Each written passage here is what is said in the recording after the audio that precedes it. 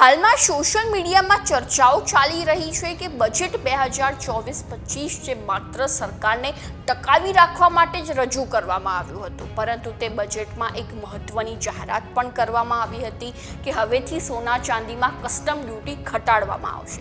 તેને લઈને ભારતીયોમાં ખુશીનો માહોલ પણ છવાઈ ગયો હતો, પરંતુ તમને જણાવી દઈએ કે સરકારની આ કસ્ટમ ડ્યુટી ઘટાડવા પાછળ બહુ મોટો સ્કેમ છે તેવા આક્ષેપો થઈ રહ્યા છે.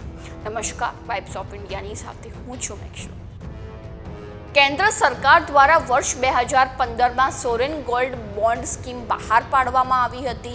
આ સ્કીમ અંતર્ગત સરકાર દ્વારા જણાવવામાં આવ્યું હતું કે જે ઇન્વેસ્ટર્સ સોનામાં ઇન્વેસ્ટ કરવા માંગતા હોય તે લોકોએ ફિઝિકલ ગોલ્ડ અને ડિજિટલ ગોલ્ડ ન ખરીદતા આ સ્કીમમાં રૂપિયા ઇન્વેસ્ટ કરવા જોઈએ. તેમાંથી સરકાર જે તે સમયે ગોલ્ડનું રિટર્ન પણ આપશે અને વધુ વ્યાજ પણ આપશે. પરંતુ જ્યારે ઇન્વેસ્ટર્સને રૂપિયા રિટર્ન કરવાનો સમય આવ્યો ત્યારે જ સરકારને ખબર પડી કે ઇન્વેસ્ટરને તો બહુ મોટું પ્રોફિટ થઈ ગયું છે. તેથી સરકારે તે પ્રોફિટ ન આપવું પડે એટલે બજેટમાં સોના ચાંદી ઉપર કસ્ટમ ડ્યુટી ઘટાડી દીધી, જેથી સોનાના ભાવ નીચે આવી ગયા અને સ્કીમમાં ઇન્વેસ્ટ કરનારા લોકોના કુલ 9,000 કરોડ રૂપિયા ધોવાઈ ગયા.